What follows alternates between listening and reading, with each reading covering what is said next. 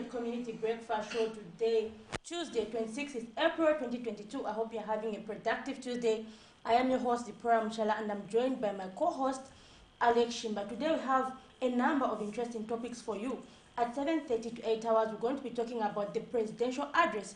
Yesterday, we saw the head of state addressing the nation. So what were some of your takeaway points from the press briefing which the head of state had with journalists? And what issues do you feel should have been addressed but were not addressed? And at 8 to 9, we're going to talk about cadreism in Zambia based on what happened last week. We saw the Minister of Local Government and Rural Development, Mr. Gary Nkumbo, actually making a spot check at some bus stations, and he actually banned the operation of political party offices in these facilities. So do you feel that cadreism in Zambia will come to an end if such moves are taken? So basically, what is your take on cadreism in Zambia? What should we do to actually make sure that this comes to an end? So I'm with my co-host, Alex Shimba. Good morning, Alex. Good morning, Zipo. How are you doing? I'm fine, but I don't know if you're fine because you look a bit sleepy, Alex. As usual, but we'll do an exercise, don't worry. After that, we'll today back on I'll track. have to capture you because Really? to keep evidence, to make sure that you're going to do what you're saying, because the viewers have no evidence out there. Be You can tell them, but who knows if you're actually going to stretch. Yeah, but good morning to everybody who has just joined us.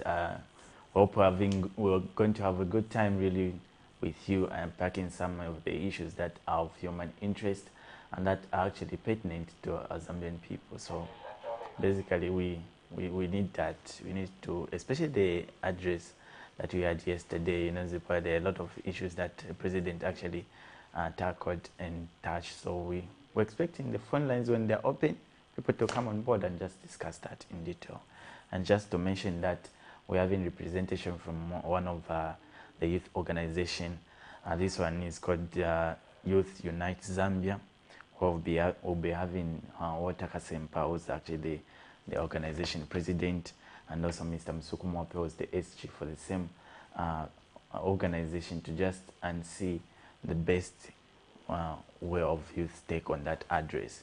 And later on will be joined by the Bus and Taxi Association of Zambia, the SG, the Secretary General for that organization, Mr. Sidney Mbeo, to just unpack issues that are affecting, the buses and the taxis in terms of the cadres that we've been having in the bus station. So those are some of the questions that we are expecting today, and we hope we'll have a good time really. Yes, very, very interesting. But before we start our day, let's just have a little stretch to wake us up and keep us fit. So let's have the morning boost.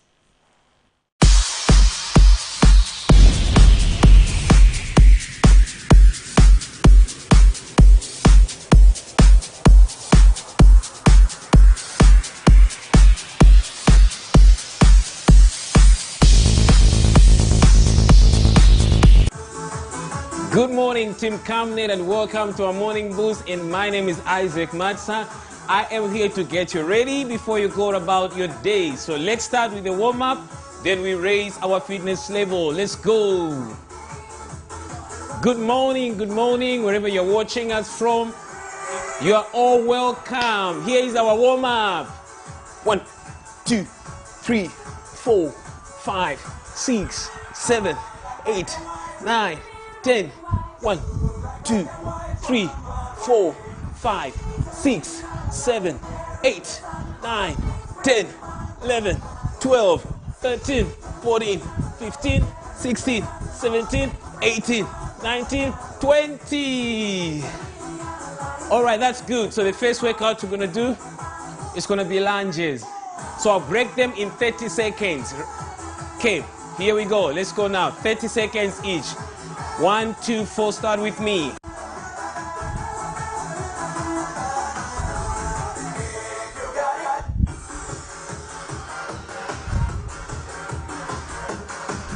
Keep going. Just for 30 seconds. How is your morning? How was your night? Hope you had a restful night. Okay, you're almost there. Last one. Thank you. Okay. So I'm going to do another 30 seconds. Let's go. 1, 2, 3, 4. Go.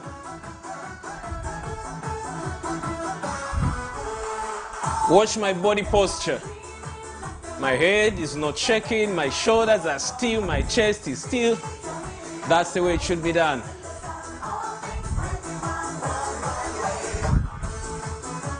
Let's go. So it's going to be 1 minute of lunges, but I broke it into 30 seconds each. Okay? Almost there. Last one. Good stuff. Okay, here we go. Next workout now. I'm going to do some squats. This is how we're going to do it now. Okay, 10, then I move. 1 minute. I won't do any break here. Let's go Team Camnet.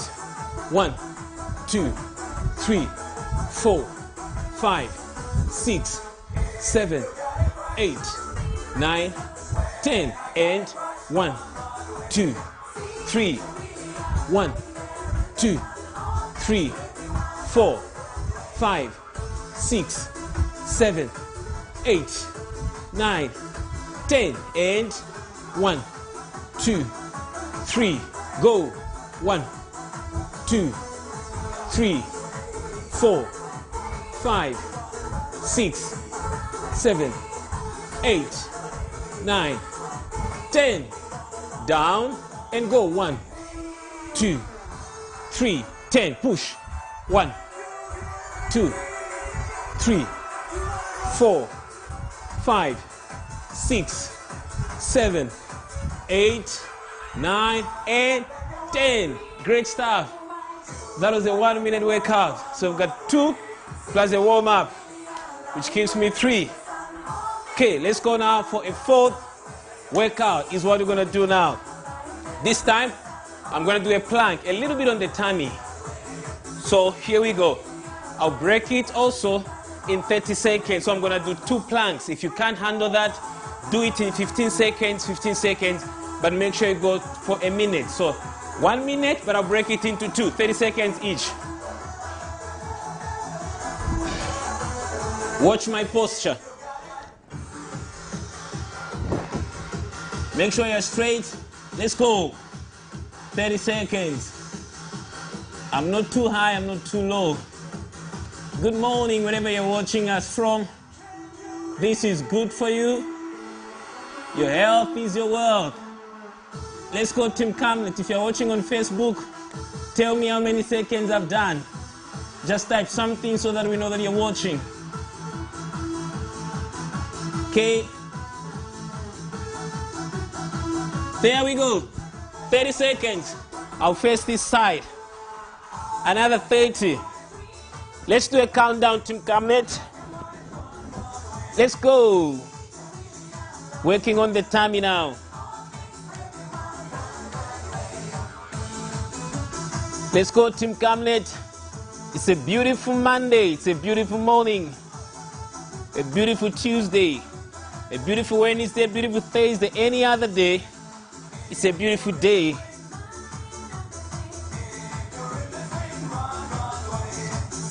Almost there. Hold it. And done. All right. So that was a 1 minute for the tummy. Let's throw some punches for another minute.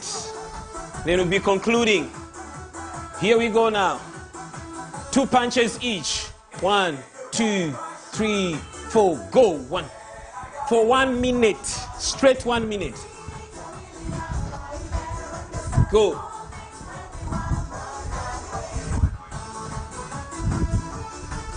Let's go. Go. Let's go. Go. Let's go.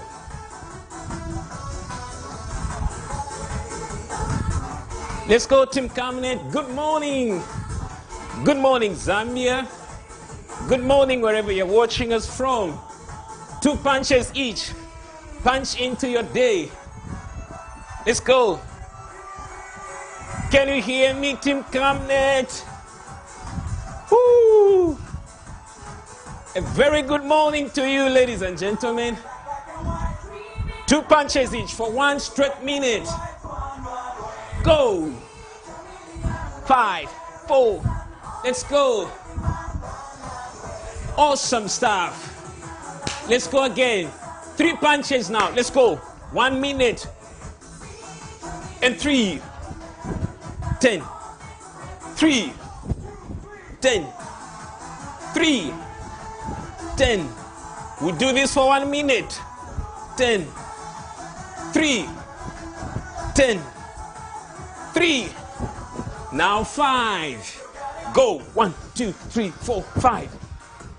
1, 2, 3, 4, 5. 1, 2, 3, 4, 5. 1, 2, 3, 4, 5. I'll end with 5.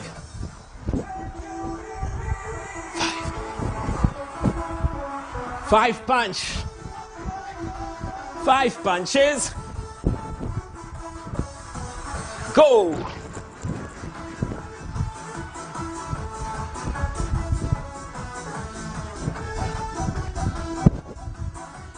One, 2, 3, 4, 5. Last 5 punches. All right. Let's do a cooling down now. And we are done for today. Let's march. Keep marching. Thank you so much for working out with me today. And I'll see you next time at the same time as well. Let's go. Open your stance. And let's wind up now. Go. Let's wind up. Let's wind up. You're good to go now. Ready for the day. Awesome stuff. Thank you so much, Team Camnet, viewers, wherever you're watching us from. This has been Isaac Matsa, your presenter for this morning boost. I'm going to see you at the same time. And make sure that you tag your friends, let them come and join us, and we do a workout together. Thank you, and I'll see you.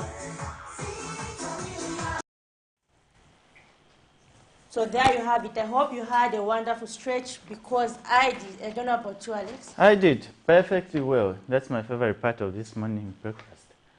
You've been out of breath? You've been out awesome. of breath, I can see. Yeah. Okay. And so just now we're going to continue with our the segment that we had yesterday, Alex, on health in terms of autism. So today we're going to look at signs and symptoms, and so we're going to be joined by Dr.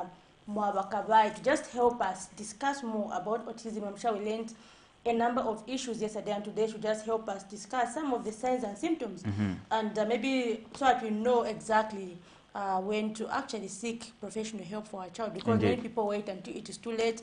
But if you can actually get early signs, you can actually get the professional help that you need. So let's have the doctor join us.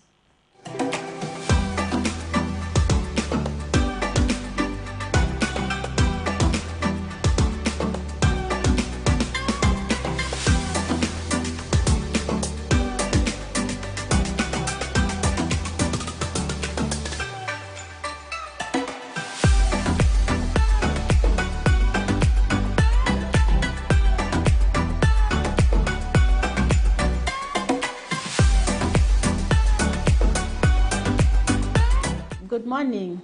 Welcome to today's show. My name is Mwamba Pumbwe Kabaye. I'm coming from Medical Women Association of Zambia. So from the previous episode, we were talking about autism spectrum disorder. So by definition, autism spectrum disorder is a developmental disability caused by differences in the brain. The signs and symptoms of autism spectrum disorder.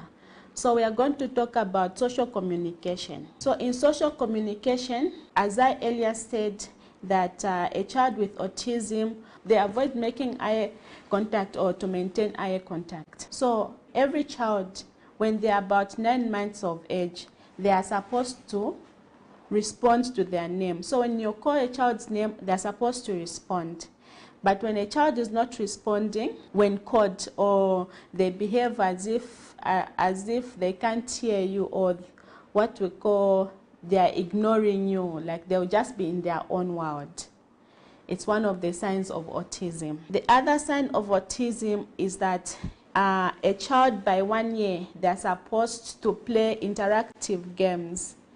So interactive games such as peekaboo or patty cake, those interesting games. The children, when they are 1 year, they have to be playing such games. But you find that a child with autism, they're not able to play simple interactive games. Then if a child does not show you what they want or point to say, Mommy, I want that, they point to say they're interested in this thing, it is also a sign of autism. So initially I said if a child is 9 months of age, they're supposed to respond to their name. So if they're not responding to their name, it could be a sign of autism. Then if by the age of 1 year, a child is supposed to play simple interactive games such as peekaboo, pat a cake, but if they're not able to play simple interactive games, it is a sign of autism. Then by 15 months, a child, they're supposed to show interest in the objects that they like. So if your child does not point to what they want, it could be a sign of autism. So, and then by 24 months or 2 years, a child is supposed to read like facial expression. Like if they hate somebody, they are supposed to notice that, okay, Mommy is not happy or Dad is not happy. They're supposed to notice by the age of 2 years. So if the child does not show this sign, it can be a sign of autism. Then usually by 3 years, a child wants to play with other children. So they want to interact with other children. But if your child prefers to play by themselves, they don't want to play with other children, they don't want to interact with their age mates, it could be a sign of autism. Then if the child does not pretend to be a superhero or play other games by the age of 4 years, it could be a sign of autism.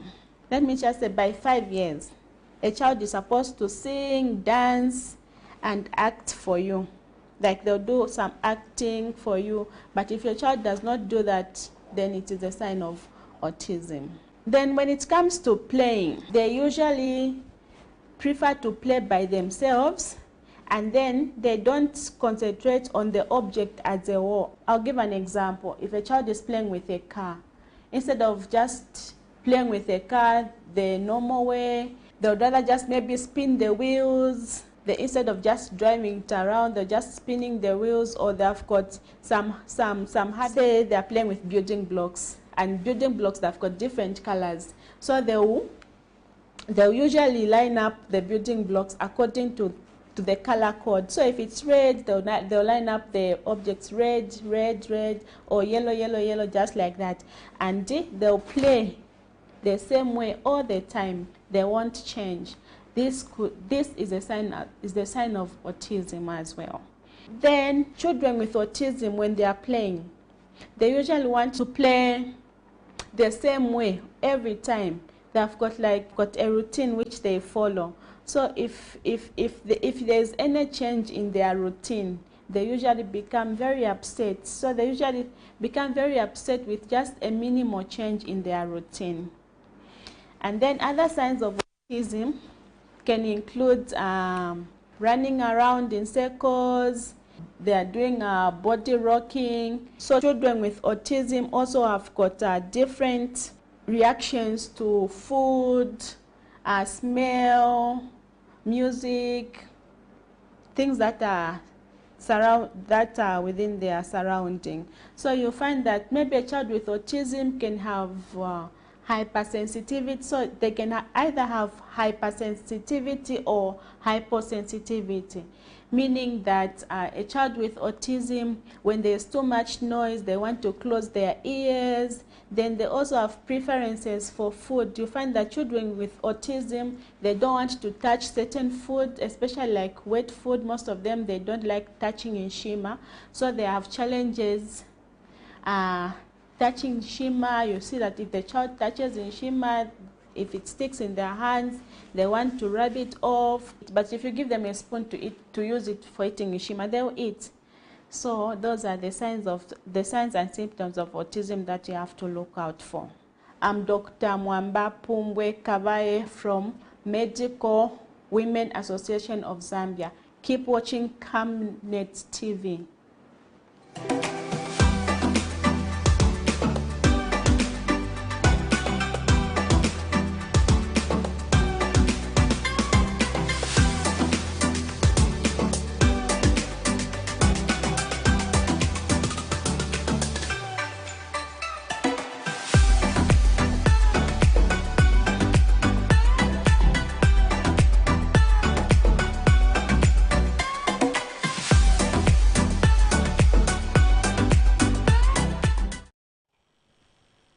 Thank you so much, Dr. Kavai, for that quite insightful information.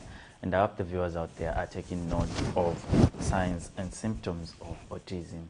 You know, she talked of some children who just get irritated by noise, the noise around, and some don't even want to touch on wet food. She gave an example of Onshima, and it's quite challenging. And these are some of the issues that are actually out there in our societies, and we get to know what do we do and seek medical attention in case you have similar cases, as Dr. Kavai has alluded in that presentation. Thank you so much for that.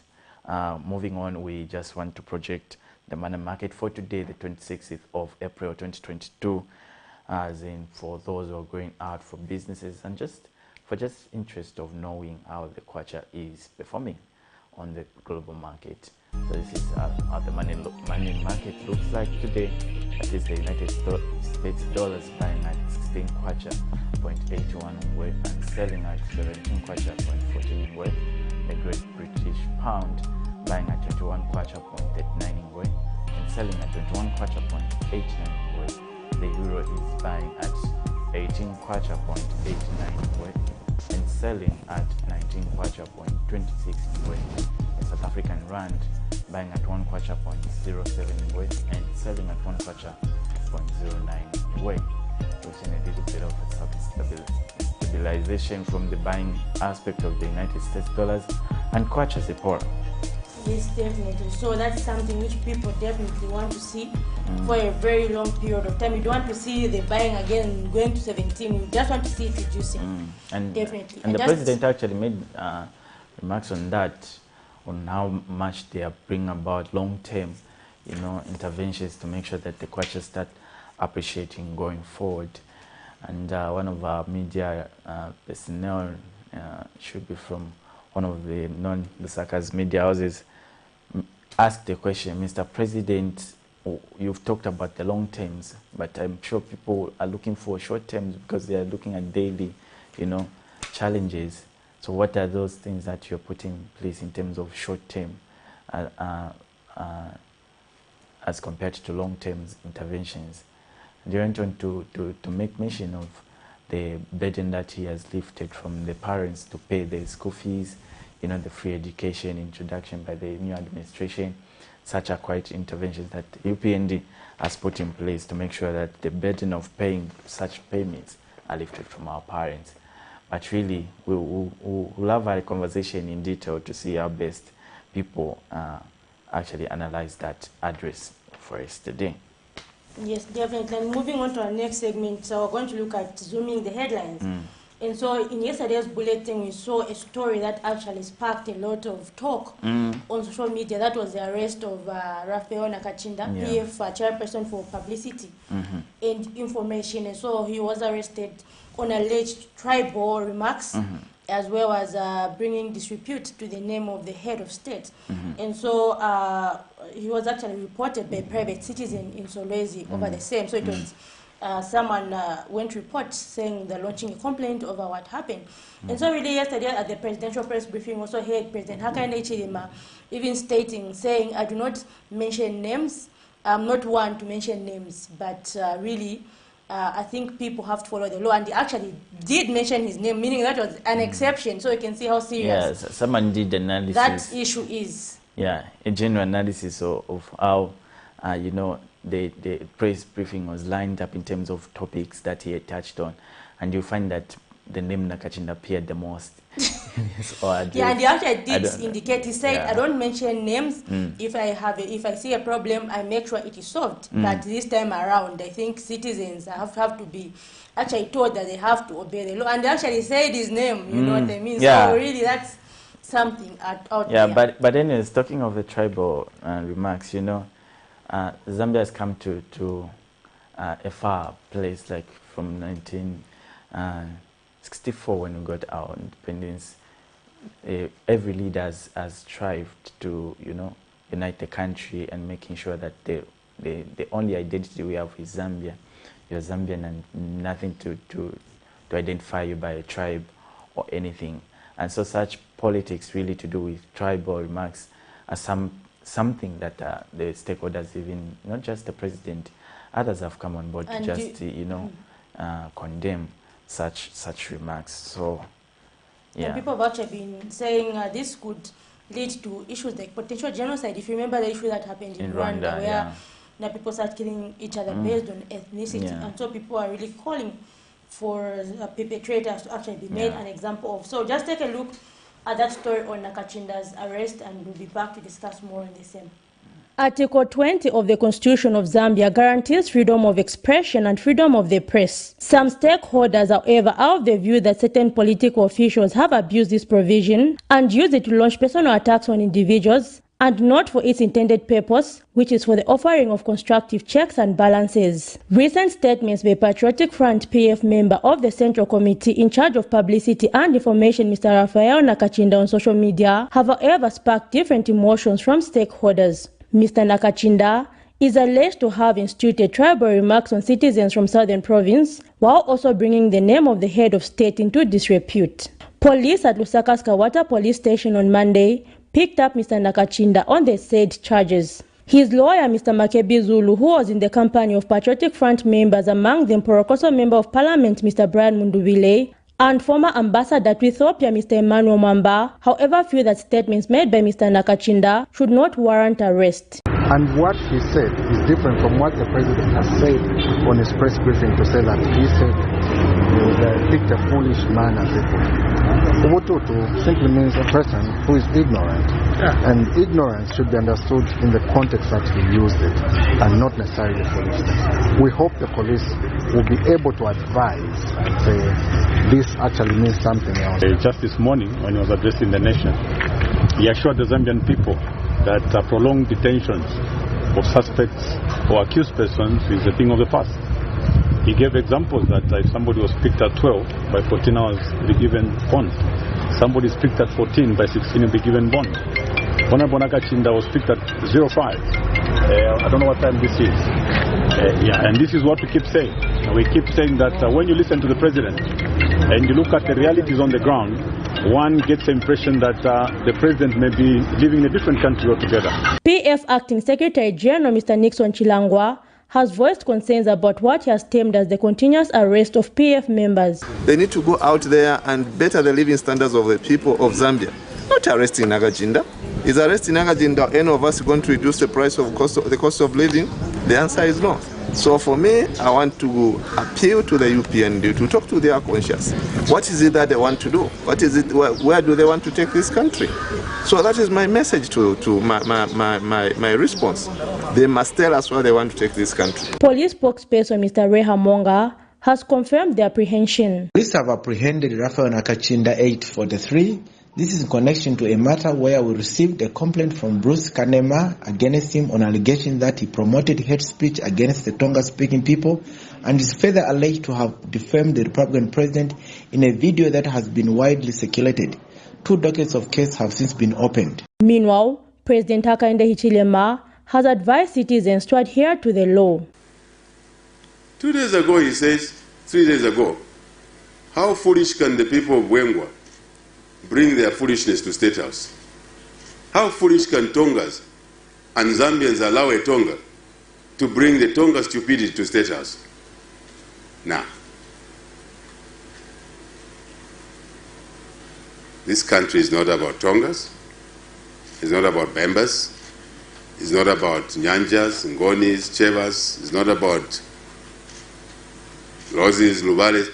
It's about the citizens of Zambia. That's what it is about. I'm Zambian first. Zambian born where? In Monze. Did I choose? No. Ask my mother. You saw her on film a few days ago. Ask her. Why did she give birth to this child in Monze? Ask her, not me. But this is what we're beginning to make our country to be. Camnet News will follow the matter to its conclusion. Zipporah Mshala, Camnet News, Lusaka. So welcome back. So there you have it. That was a story on Nakachinda's arrest, and we're actually going to follow that story as I indicated in the story.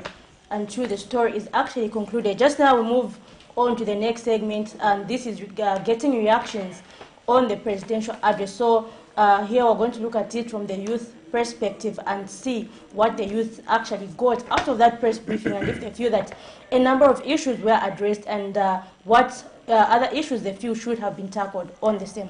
Indeed. So we have in our studios Mr. Walter Kasempa, the Youth Unite Zambia president, and also Mr. Musuku Mwape, Secretary General for the same organization. Good morning, sirs. How are you doing today? Oh, thank you. Very well, thank you. Thank you so much for having us. Great. Good morning. Welcome to the studio. Thank you so much. So if we just get it from the part where we had our expectation before the briefing, I must ask maybe what were some of the issues that were pending to your side as youth representation, where you felt like, okay, this should be handled in this address, especially that it has taken about quite some months since November that the president actually held such an event where he just interacted with the country through the press. So you, maybe Mr. Musuku can take it up. Oh, sure.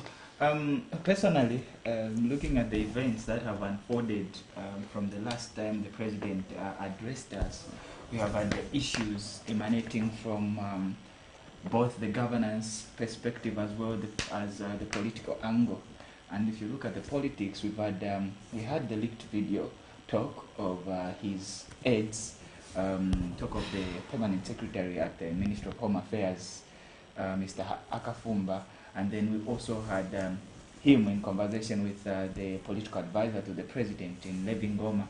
And also we've had the continuous increase in the cost of living. Of course, one will argue to say we are seeing this everywhere. I was hearing someone arguing last night to say, but this cost of living is everywhere. And by everywhere, I mean other countries as well. Exactly, exactly. You know, you find this cost of living in the US, South Africa, to mention but these two countries.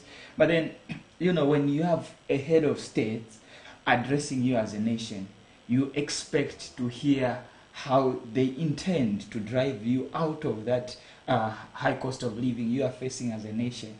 Right. Not to say that the world is not grappling with this situation, but in as much as we have this problem, but you as the leader of this particular nation, in this case Zambia, what are your plans? How do you intend to subsidize this kind of to subsidize this kind of living which we are seeing increasing each and every day? Mind you, employers somewhere are not increasing the wage bill. People are still living on salaries that they were having in the last 6 months, but yet the cost of living is still going higher and higher. So those are some of the things I expected the president to face head on and give us hope. Yes. Mr. Kasempa, maybe a take on that. Yes, thank you so much. So one thing that we must understand, especially when giving analysis on a youth perspective, is that youth perspective is not just about young people. Youth perspective is actually about the entire citizenry of a particular nation. When you look at the statistics, Zambia has over 79% of people aged from 0 to 35, about 36.7% from 15 to 35, which makes up the youth constituent. Now, when you have the majority of the citizenry being affected by issues in a nation, then you're talking about the entire nation. So really, when we are discussing you know, the youth perspective, we want to give the national perspective. Indeed. So in that regard, one of the expectations that we wanted to be dealt with by the president was the issue of security. Okay, we have had this trending story of the, you know, mobile money agent, you know, person, Pamela, right? Pamela Super, who was abducted. Now, that is just an isolated event. Crime has been on the rise from the time the president, the new government came into power. Okay, there has been a widespread, you know, violence. There has been armed robbery. You know, I live in Chaindawad, which is, you know, one of the townships in Lusaka, and in the past 9 months, we've had 2 incidences where, you know, armed robbers have assassinated individuals at their gates and in the road. This is unprecedented in Zambia. So most of the people that are being affected by these kinds of crimes are young people. And that was one of the issues that we really, really wanted the president to deal with. And of course, the issue of, it's been mentioned by my colleague, the cost of living, okay? The president had mentioned in his address concerning debt restructuring and certain opportunities with the DRC. Indeed. And how we can, you know, embrace that. But from a youth perspective, that is not enough to be regarded as policy direction of economic recovery. We want, what are the short-term goals of, you know, the presidency and the government? What are their long-term goals? What are their priorities in trying to fix the economy? When we begin to have such an understanding, I believe it will be easier for the citizenry to understand what the government is trying to do and also position themselves on how they can embrace such kind of policies and also participate in helping the economy recover, because it is not only government's role, it is the citizens, it is the young people. But if there is no that proper communication and also framework on how things must be done, then we are left in a very, very bad situation. So we expected more. Before we just dive into the depth of this conversation, where we're having the presentation from the youth perspective and also commenting on the presidential address, as a station we managed to compile something and highlights of the address from State House yesterday. Let's just take a look at our story, and when we get back, we dive into the details. The United Party for National Development Administration, since ascending to office in August of 2021, has shown commitment to the fight against corruption. However, the revelations that State House is involved in the awarding of immunity to former Konkola copper mine liquidator Milingo Lungu came as a shock, which saw a lot of stakeholders question if the fight against corruption is being won. Zambia's Republican President Hakainde Hichilema, who addressed the media Monday morning, says no person has any legal mandate to offer immunity to any person who has been implicated in corruption allegations. No one, and I want to say it here, no one has the legal mandate to give immunity to anybody. No one. In case you haven't heard me, I can't do that. No one at State House can do that. No one at ACC can do that. No one at the DPP can give immunity to anyone. That's illegal. The president adds that he is not involved in the granting of immunity to Milingo Lungu, and that the director of public prosecution, Lilian Siyuni, will have to face the law for breaking the law. Why are we giving legs to an issue that is not an issue? I never met anybody in this State House in the name of Milingo to discuss immunity. If anyone offered Milingo an immunity, it's illegal. But if anyone did that, they are on their own. Did you hear me?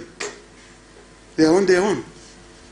President Hichilema says there is need to increase toll line for people to report corruption and criminal activities, and that whistleblowers should be protected. The president further says he is aware of the high cost of living and that he is working at ensuring that the cost of living is normalized, but that this can only be achieved if the debt situation in the country is tabled.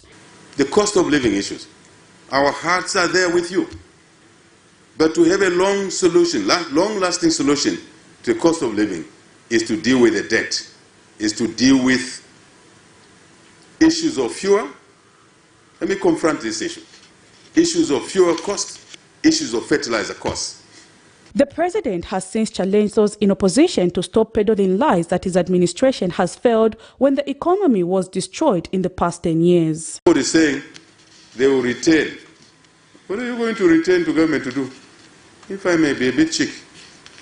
You created this debt mountain. You ran the economy down, which was growing at 6-7%. You ran it down to 5, to 4, to 3, to 0, to minus. Today you want to be smart and say the New Dawn government has failed. The New Dawn government is resolving the mess you left behind, the mess you created. You should say thank you to us. President Hichilema has since announced that government will be launching a public-private dialogue forum for development as a way of working with the private sector in unlocking issues that are standing in the way of businesses. We will be launching what we call the public-private dialogue forum for development as a way of working. The government and the private sector will be working as one in unlocking all those issues that are standing in the way of businesses, Zambian businesses, other businesses growing. Prudence Chota, reporting for Camnet TV News. Thousands of youths marched to the polls on August 11, 2021 to go and cast their vote. And the UPND are alive to the fact that the youth played a crucial role in ensuring that they actually succeed in the election of that matter. And these are some of the youths that we have in our studios today to just take an interest on governance issues, and that is the address that the president made yesterday. So we get now to the part where you get to review the address, since we've actually submitted some of the expectation. Now, my question is, what did you make of that address yesterday, especially in relating to the cost of living? Well, for me, I find it not satisfying, if you ask me, because I was sitting, listening to a president, you know, I was looking forward to listening to the head of state, someone who calls himself the CEO, rightly so, of this country, and I was waiting to hear, this is our driver and he knows where he's taking us, as that's why he is in State House. I was expecting him to give us highlights, you know, to highlight where and how they are going to deal with this situation we have on our hands, and this is the high cost of living. I expected him maybe to tell us, to say, in the period to come, let's say 6 or 3 months from now, maybe we'll sit down as cabinet and try to review the minimum wage.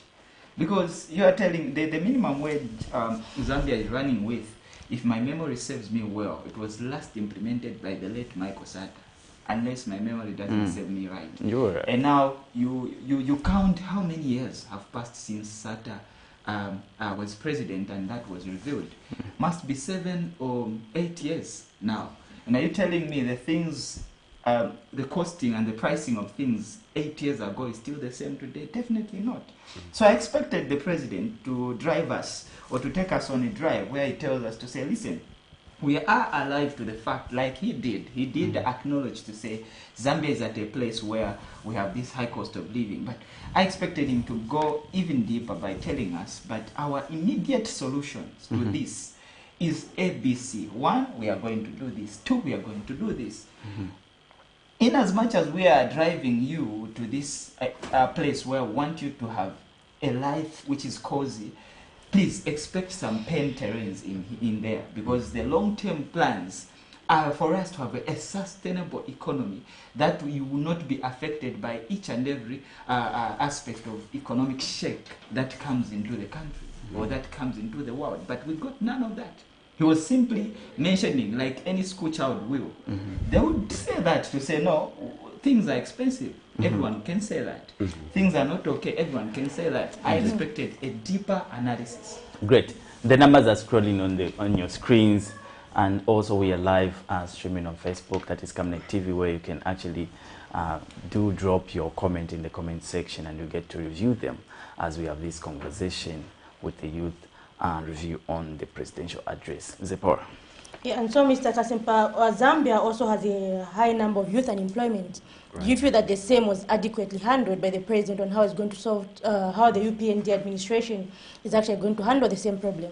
Okay, thank you so much. So one of the things that has been mentioned by the government, even in the recent past, was the recruiting of civil servants, in the recruiting of nurses and also teachers, right? So now when you look at the ratio of the number of applicants with the number of positions that are there, that is not enough for us to say that the issue of youth unemployment is being dealt with. So yesterday's address, as young people, we expected the presidency to outline, again, a strategy, a plan, programs, and platforms where young people will be able to be engaged in how we can solve the issue of unemployment. That's a macroeconomic issue. Poverty, inequality, and unemployment are pertinent issues to youth, to national development. I mean, I mentioned earlier that the majority of the citizenry of this country are young people. What does this mean, Zipporah? It means, number one, we are the largest constituents of producers of goods and services. Number two, we are the number one recipients of services that are being produced, meaning if there is unemployment amongst the youth, meaning there's unemployment in the nation. If young people are not producing, then a nation is not producing. And this is how come you see that the economy is not where it's supposed to be, because young people are constantly being left out. okay? Not only in the issue of employment, but also in governance issues, okay? Who amongst the young people is being represented at State House? The ear of, the mouth of the young people is not in the ear of the president at the moment. And this is why, as an organization, we also take a stand in advocating for a youth steering committee to be instituted at State House, where we have young people set up a committee representing different thematic areas, able to advise the president in a revolving way so that we are able to have youth matters tabled at the presidency. The president always talks about him, you know, reading our comments and constantly engaging young people. So we need that now in a practical sense. We need more young people in parliament. We need more young people in cabinet. Okay? When you look at the Ministry of Youth, the top two heads, the minister and the permanent secretary, are not young people. They are not youth. Oh, we have a call, Mr. Kasim. Just hold on to that thought, Mr. Hello, good morning. Hello, good morning. Good morning, we're able to get you. Oh, we seem to lose that call.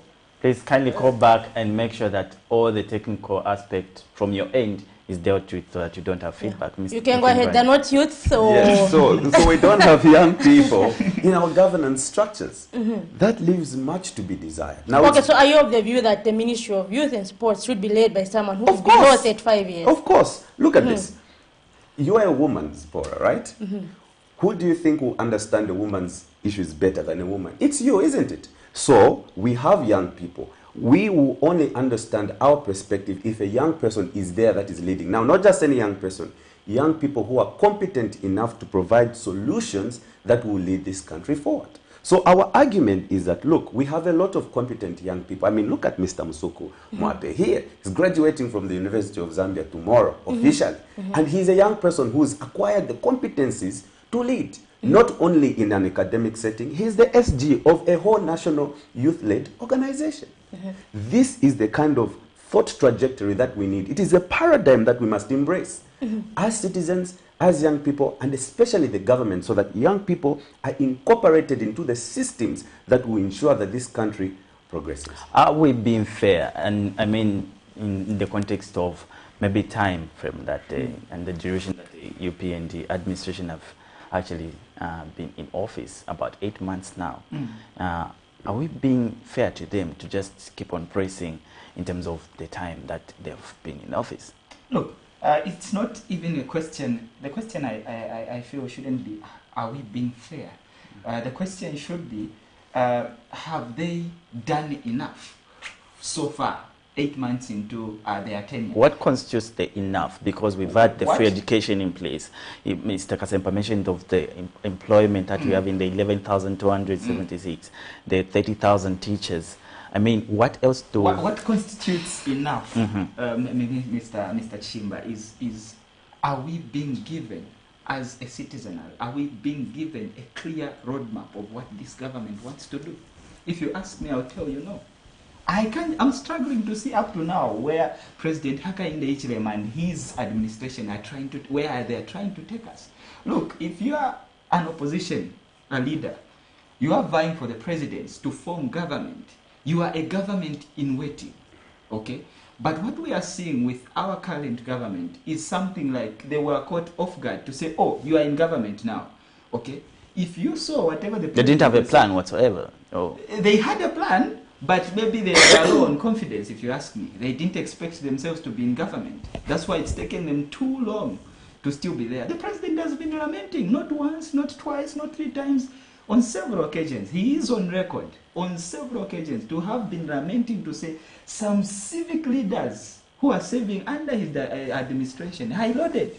And he keeps on referring to the term, the clique of thieves. Come on, you are the president. If you know the people who are bringing... undermining your government, sabotaging whatever you want to do, fish them out. You are the chief executive officer of this country. Why allow the same people who are frustrating your works, Mr. Chimba, to hanging around the system if you can point them out and fix them out? Let's just take a call and then you get to... Good morning. Yeah, morning. I'm all right, thank you. Your name and where you're calling us from? My name is Camnet. Come again, please. All right, your contribution. In the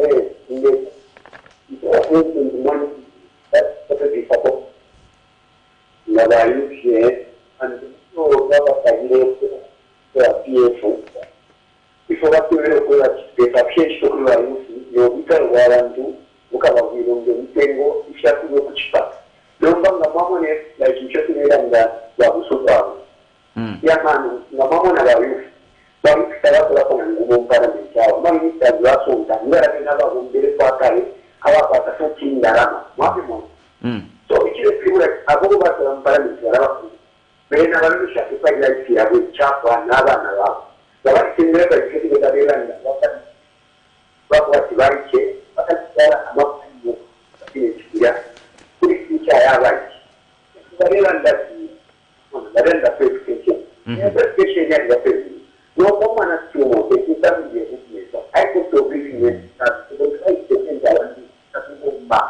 so isala ya Mungu insala ya Mungu bako yoto ya sana kitu nani wala batangire no kanga bashaka ndiye kwa benefit mwinga Mungu tata jeshena kimoko ni nonke ko wako kumanga mama ni findo tukweto mtengosha batinga ikandi example shire bomba ere tinduna bishuka wenga tena sapota kishuka ko binyo tabi kunao babara ko binyo ibara wana tobe to abiro lenga kibana nyaba ni bombecho ebara ko binyo so to abiro na ngusha ko ko ka kulan ka chavi tamre manti ni tapi ni mabali prejisha nyaba shibomba mtaro maro kana na yuki tatani ni findo mtengo kya kila ni kama tulosha kukutu westa ko ifindo mtengo mtaro no tukanda nusu tamtatro ingira ifindo ngana kichika chakini ndio shutule kwa takamanda tule kwa nishani fikie no ekyo ndio shana ko no tukono sola kyalo kifinda kibi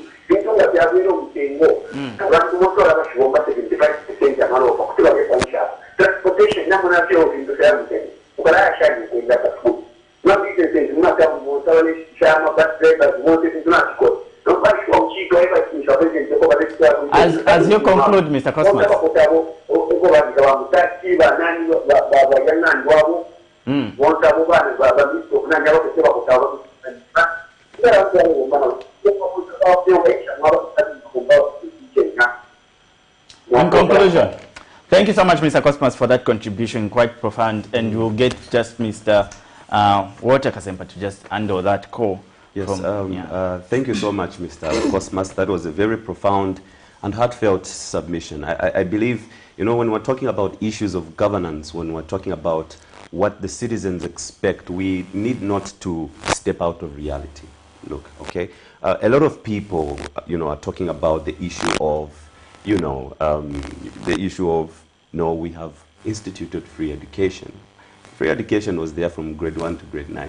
It has just been extended to grade 12 in the new government. Many people don't know that. In government schools, it was up to secondary, it's now up to grade 12. So only 3 grades have been added. Second of all, you look at the teacher-pupil ratio, 11,000, you know, teachers, right? Is it 11,000? 11,000 health workers, 30,000 actually for teachers, yeah. Yes, for teachers. That is not enough, okay? We've already mentioned the issue of the wage bill that hasn't been increased. We have the issue of lack of infrastructure for these schools to capacitate, okay, the students that are there. Mr. Cosmas mentioned something important, the cost of living. People need books, people need lunch money or lunch to be there, people need to move from one place or another. Those are pupils. When you look at issues in a holistic manner, as a concerned citizen, you will begin to understand that, okay, these are pronouncements and not strategic, you know, frameworks. They are not work plans, okay? And when you are being political in the pronouncement and even in the things that you're putting into place, you will find yourself in a conundrum, okay? Where you are fixing one problem and creating another. And then when we are reactional towards issues of policy direction, then we will not move forward as a country. Look, each ministry and each sphere of influence in this country needs policy framework. That's the first thing that must be done. Policy framework to ensure that we understand that, okay, this issue is what is happening. Of course, yes, the budget was put in place, which should give us a highlight on what the government wants to do, especially in the issue of decentralization of, you know, giving funds with CDF. We acknowledge that. We can tell that, okay, in terms of decentralization, this is what the government is doing. Not just reactional pronouncements, because the budget is part of policy, okay? So now when we understand issues in that kind of mindset, what is the strategy? What is the expected outcome? What is the time frame that has been put in place? I remember you asked Mr. Musuku, are we being fair? We are being fair. They were a government in waiting. They must have had a plan. They knew that we had the COVID situation and the world was entering into economic recession. The world already was constrained. Okay, so they cannot say things like, no, it's the Ukraine-Russia war. No, the world was already in recession, and what we expected was something better. I mean, we had politicians who were creating formulas on Facebook on how to fix the economy, even in the COVID situation. So we cannot say that, no, we are uncertain, we are not being fair. We are being fair. Keith Joseph, who was Margaret Thatcher's mentor, once said, the first thing a baby says when he or she is born is, what is the government doing about it? And that's just a metaphor to say that governance is not marriage. It's not a relationship. It's an issue of the employed and the employee. When we employ the government to serve us, we have expectations. When the government is applying through their manifesto to serve the people, they have priorities and plans. So if they are not fulfilling, we have the constitutional right to question. So they should not say, no, just be patient. No, if we want, we would have rounded up this, and being emotional. That is not governance. That is something you do when you're dating someone. This is affecting the livelihood of individuals, and we expect a proactive approach, a more proactive approach by the president and his government.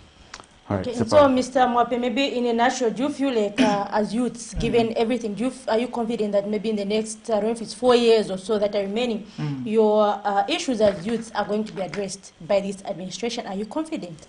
Well, that's a difficult question to answer, but nonetheless, I would say this. Confidence might begin to be there if our government stopped being reactive and became proactive.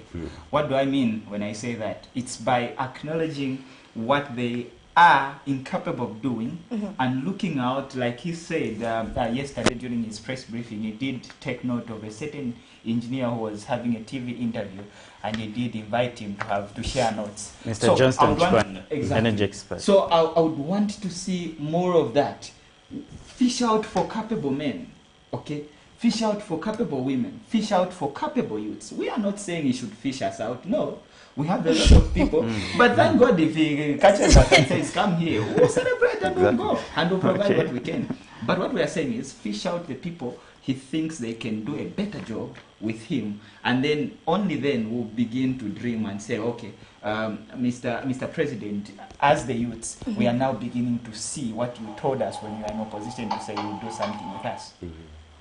Okay, and I think we have a call there, so let's just take that call. Good morning. Hello. Yes, your name and where you are calling us from? I'm calling you from Lusaka. My name is Lazarus Gisela. Okay, good morning, Mr. Gisela, Mr. President. He's the president. How do you know? I know you. Thank you very much. Good morning, madam. How are you? Well, fine, thank you, sir.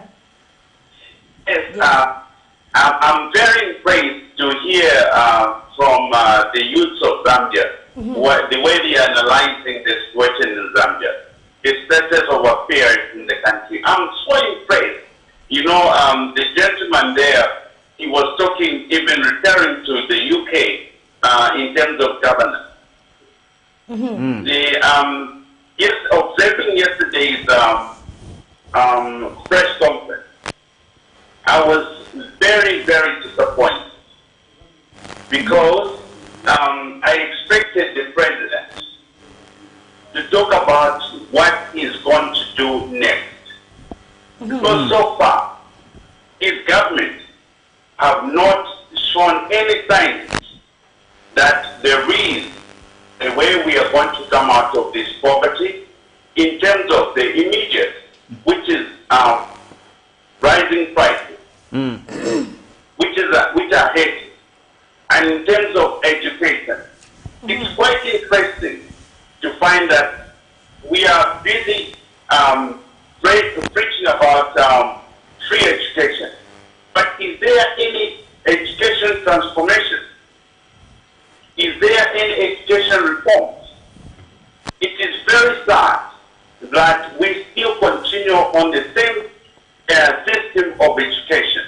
And when you look at what he was talking about in terms of the GPP, in terms of the Foreign Affairs Minister, I was so disappointed.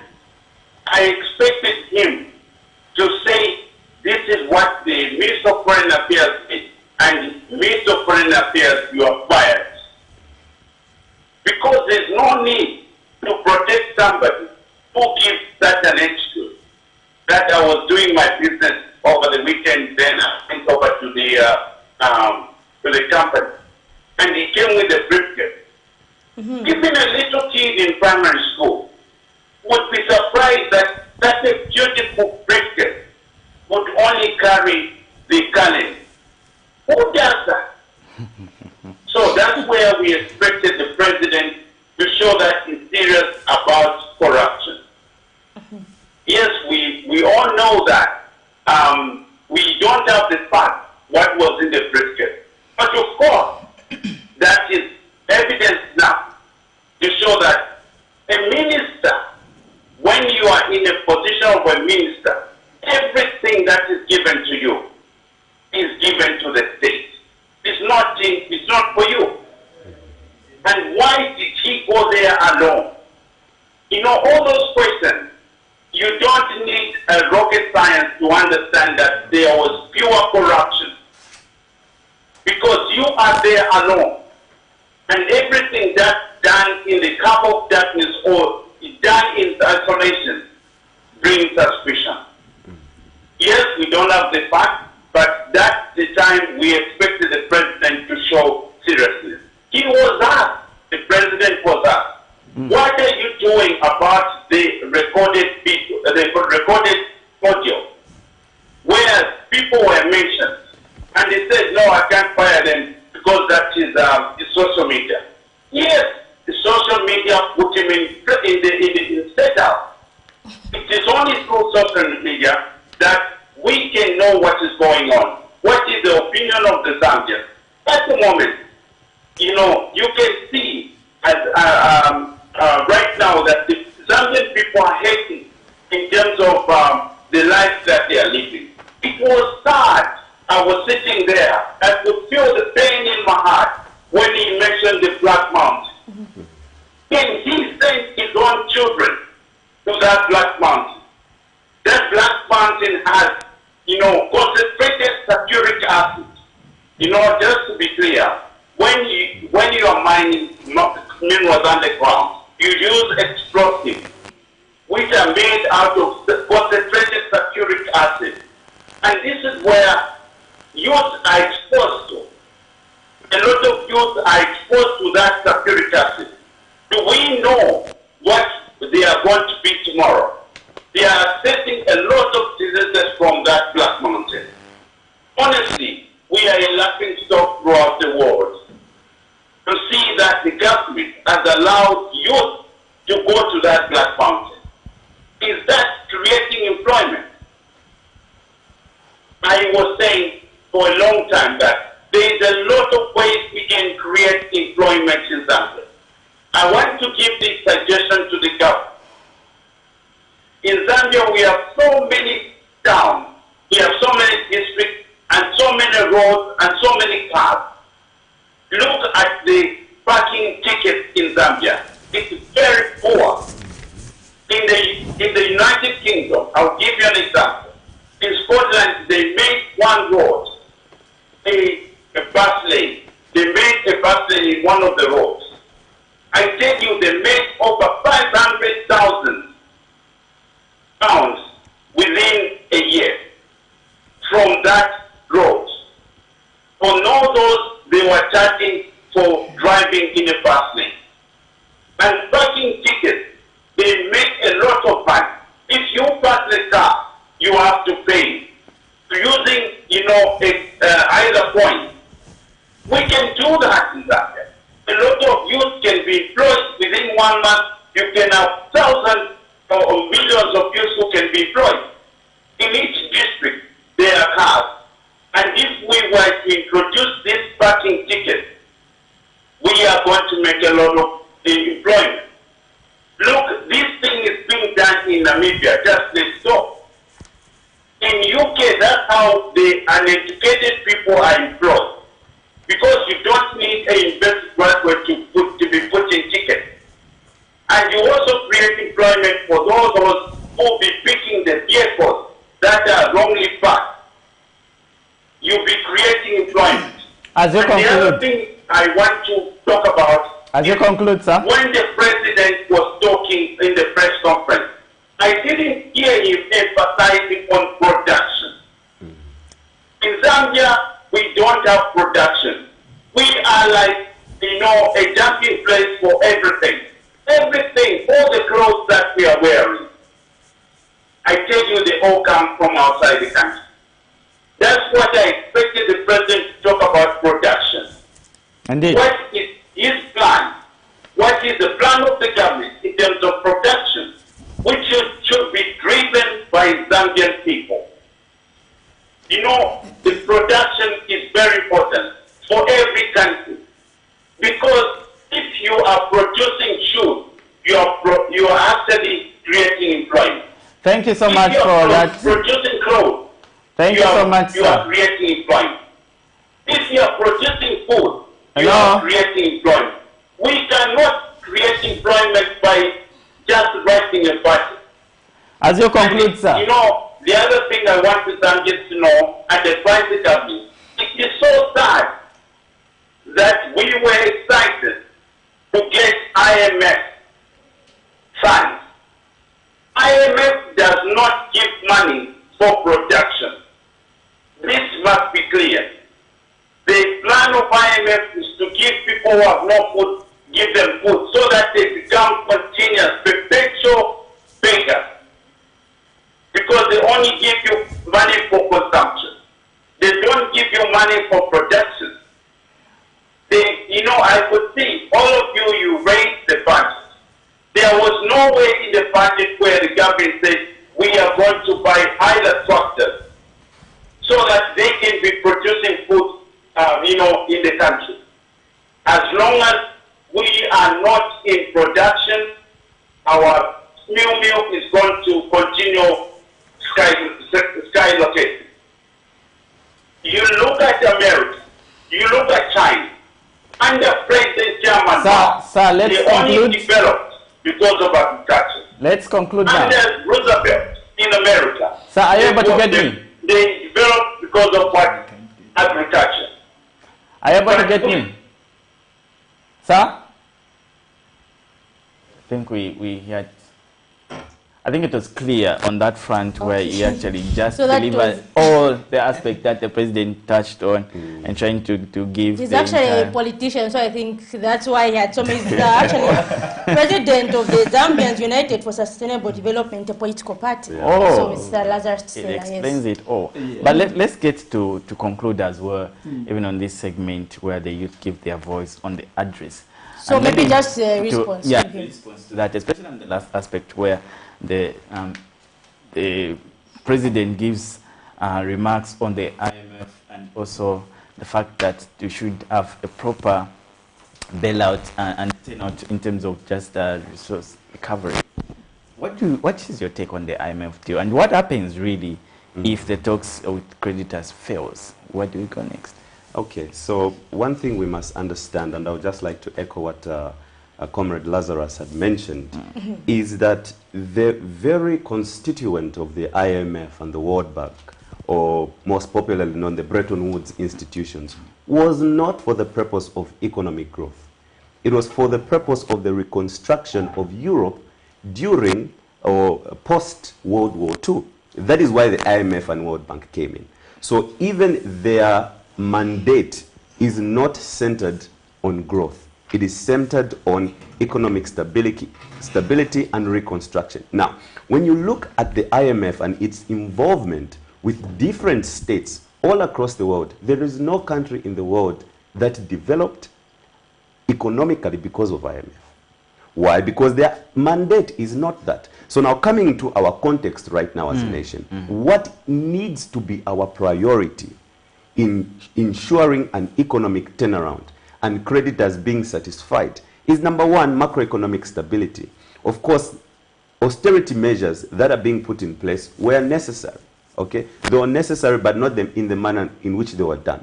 Second of all, the IMF is only there to ensure that our creditors are dealt with. But the president's, priority in terms of economic recovery is what Mr. Lazarus said, production. And production in the context of Zambia can only make so much sense is if it is centered around diversification of the economy. Do you know that 80% of our GDP is being funded by the mining sector?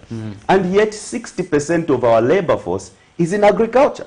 So there's a mismatch there. How are we diversifying our economy? How are we producing what we need to produce? It is very embarrassing that Zambia, which is a country with so much wood and timber, still imports toothpicks from China.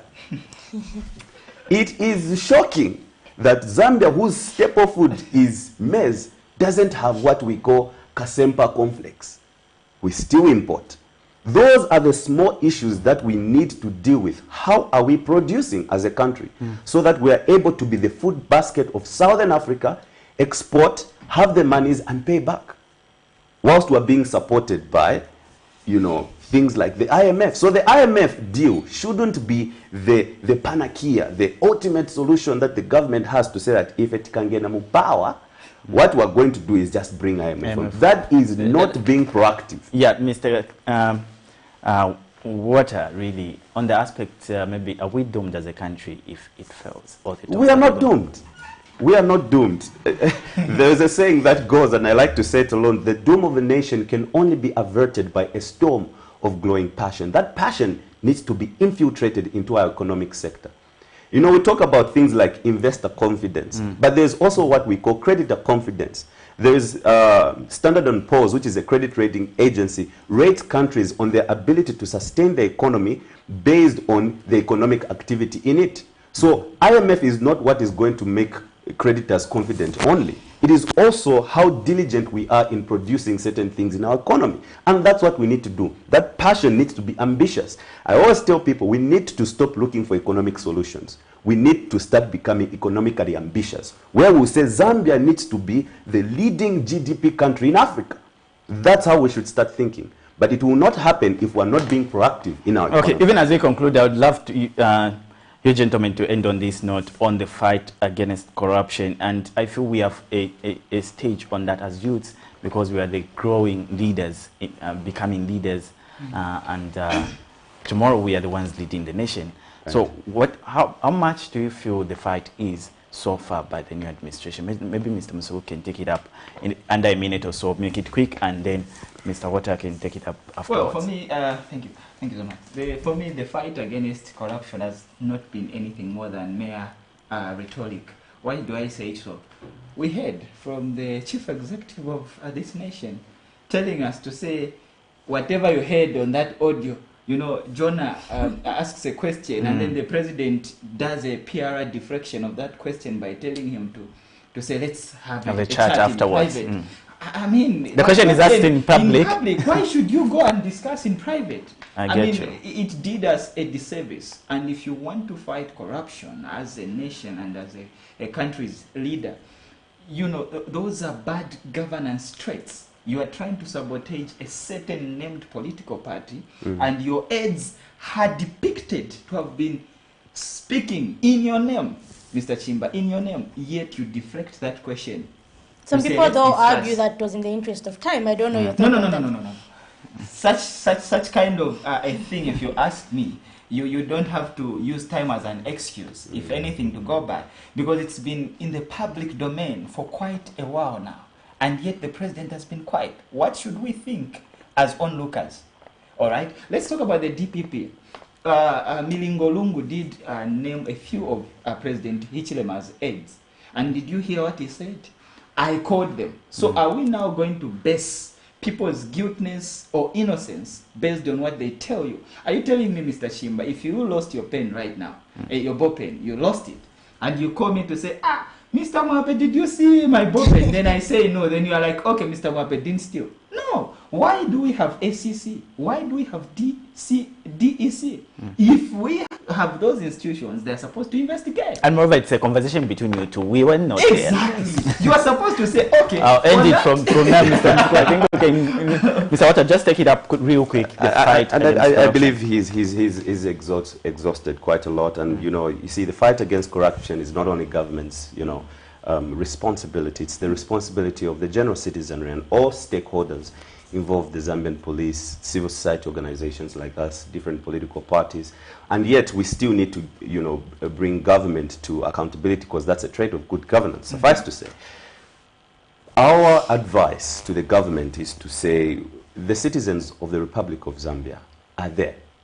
I think it would be very unpatriotic for any citizen and any youth to want this government to fail. Absolutely. Why? Because if a government fails, we all fail.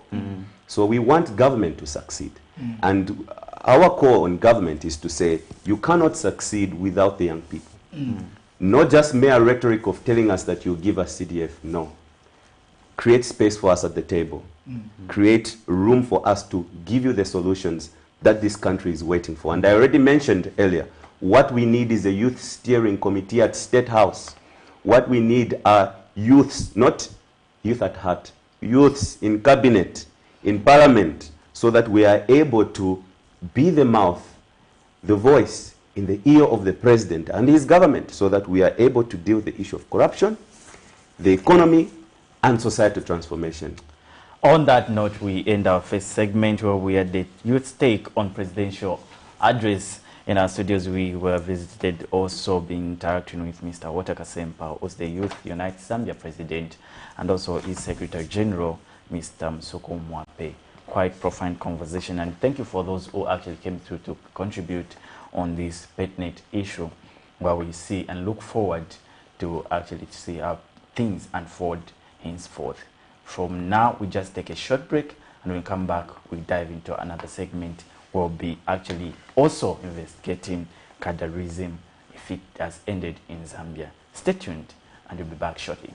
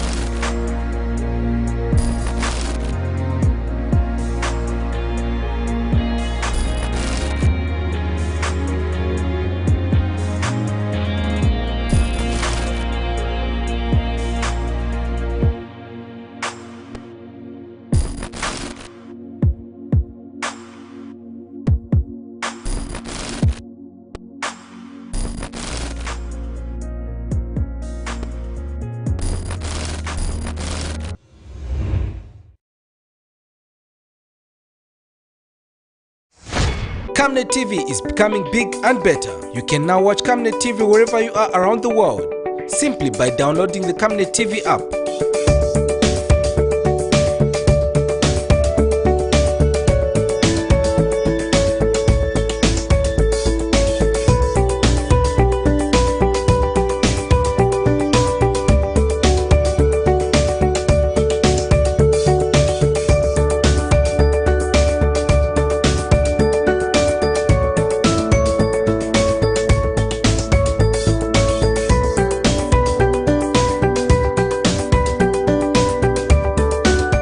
With Camnet TV app, you only use less bundles.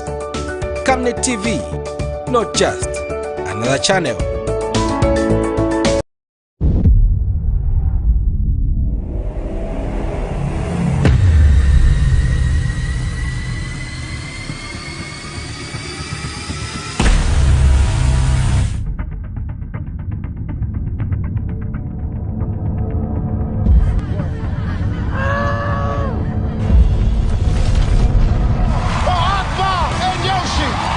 They were not there when God created you.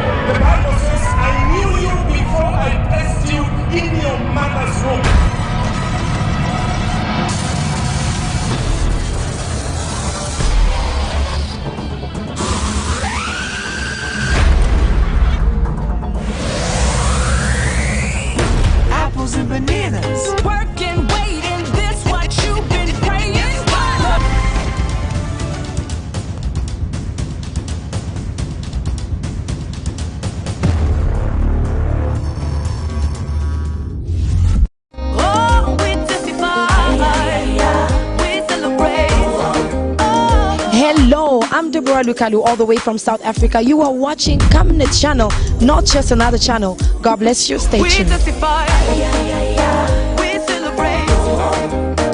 for all you've done, Lord. We give you all the praise. Oh, we testify. We celebrate. Oh, all you've done, Lord. We give you all the praise.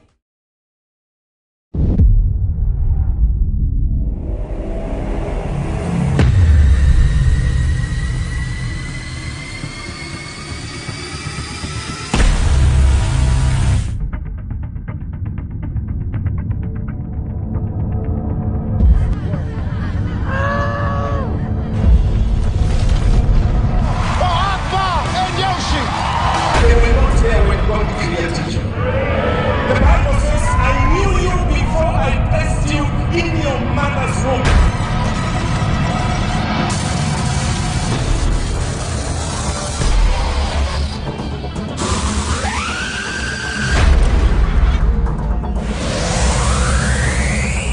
Apples and bananas. Work and wait, and this what you've been praying for.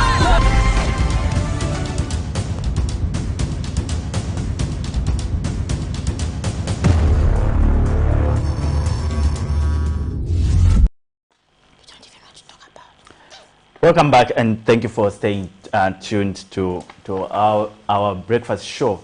And be aware that we're actually live on Facebook. We're streaming live. You can actually do comment, and we'll be able to review your comments in the comment section right there. And also, if you want to call, the numbers are scrolling on your screens, and we'll be able to actually interact in that manner. Just moving on to another segment where we're trying to unpack the issue of cadarism in Zambia. And the question is, has it an end? Now, last week was characterized with a quite eventful week. It was quite an eventful week where we saw some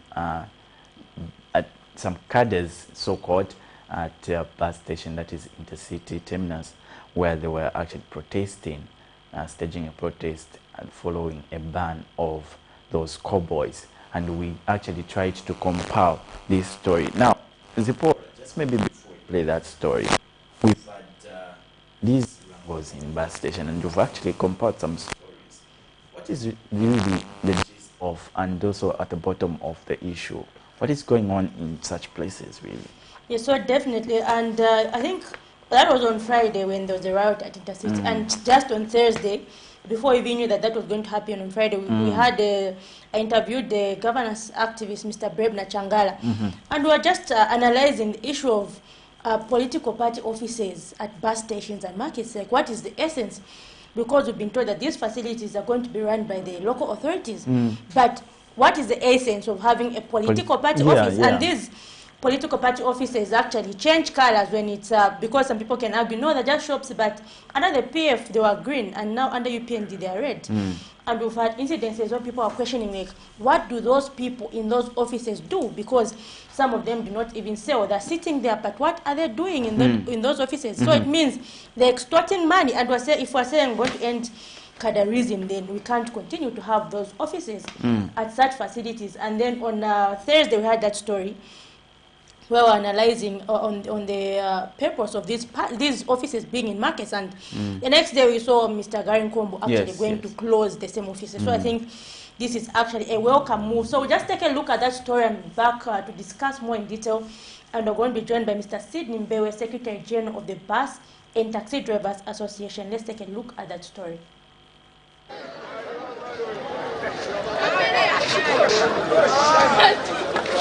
Police in Lusaka Friday morning fought running battles with cowboys at Intercity bus terminals who staged a protest after they were chased from operating in the premises by the Lusaka City Council with the help of the council police. The cowboys, who were agitated by police presence, then began to burn tires and throw stones at innocent pedestrians, a situation that prompted the Zambian police to swing into action.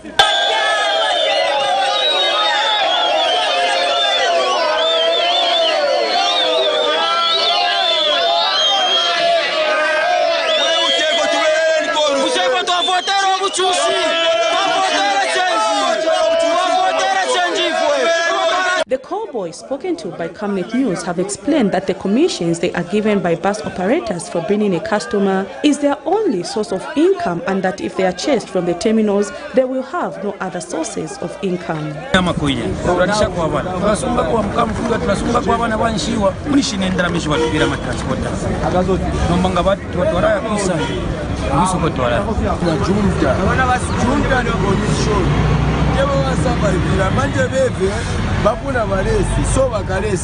How are these people going to survive?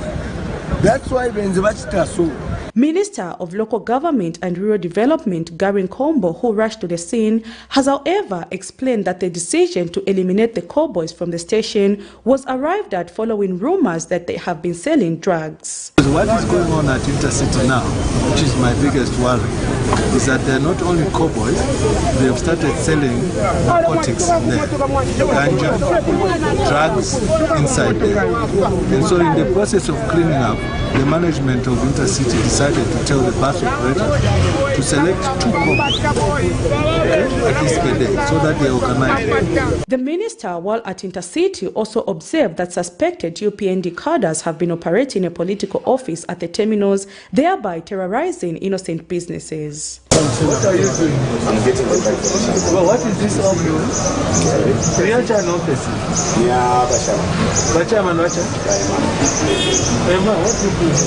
Oh, no, what do you do in this office? What's your job here? I want to know. You are idling.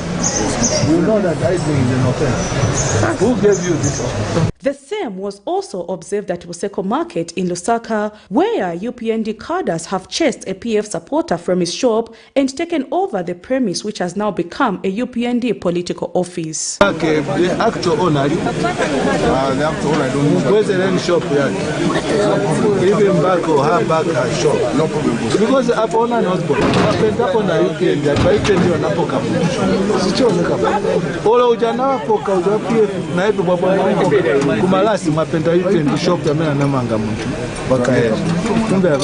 The minister has since closed both UPND political offices and has directed that the shop at Buseko Market be given back to the owner. Too much cadreism at Lumumba, at Soweto, and here at Buseko. Fortunately, we've had a good discussion with everyone here today. Okay? And we are hoping that going forward, everybody is going to work according to the markets and bus station. What? Reporting Committee.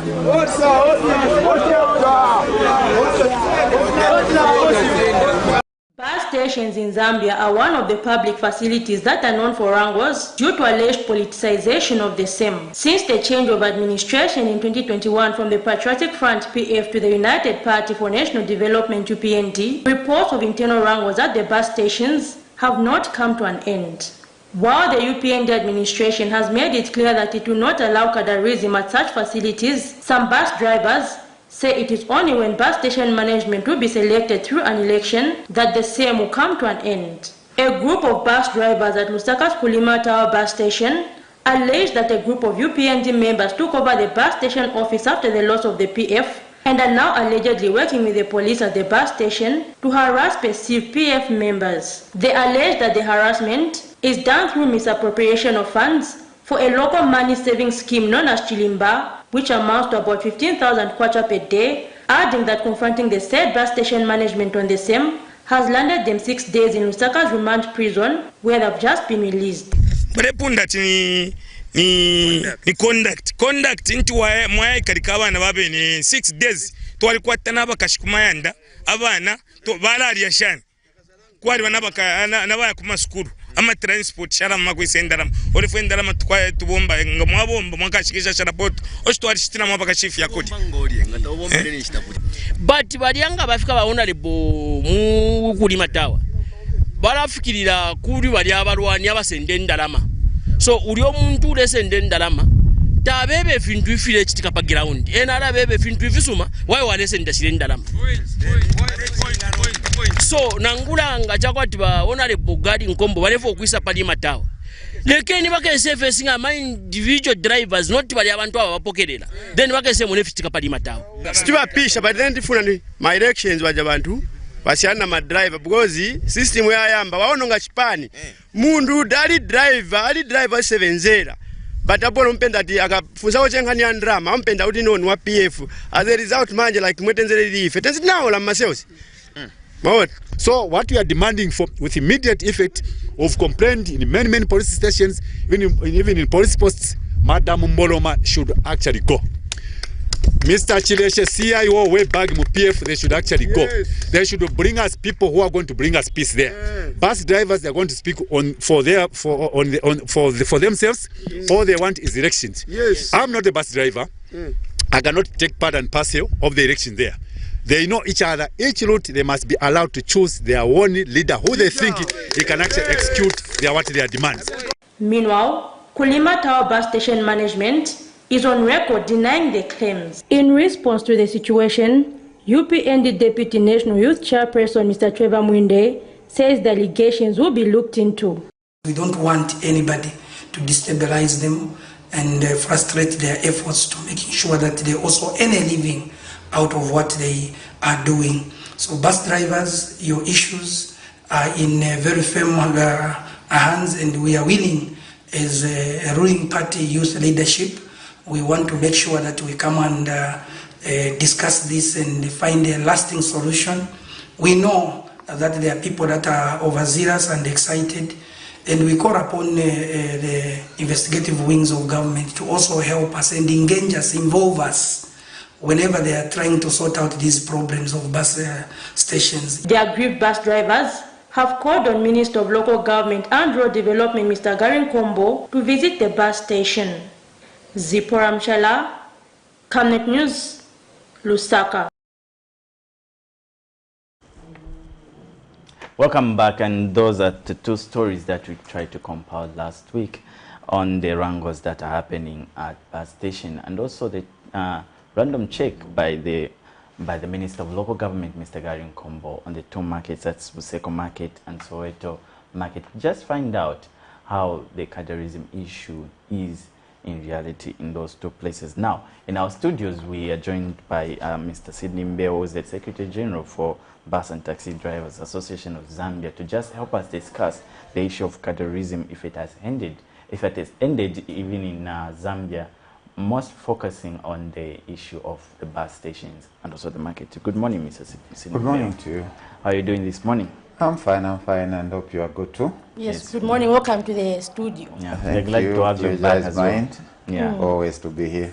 So maybe just to start our conversation, the incoming of the new administration, that is the UPND-led government, actually promised that they'll do away with the cadres in the bus station and also those in markets.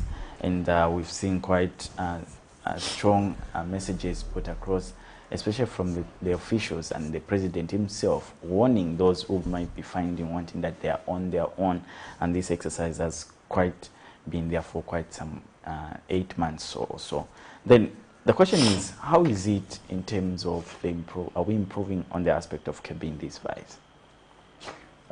First and foremost, I would like to thank the new administration, the new Dawn government, through its president, our president, His Excellency Mr. Hakainde Hichilema, for right from the beginning setting a tone for what he had promised during the election period, to say he would emancipate the Zambian people from the harsh treatment of cadarism that had set itself as a root in the Zambian community. And true to his word, when he was being inaugurated, this is one of the things that he did allude to, and sent a very strong message to his subordinates, who were the ministers that he appointed, to take his direction very serious.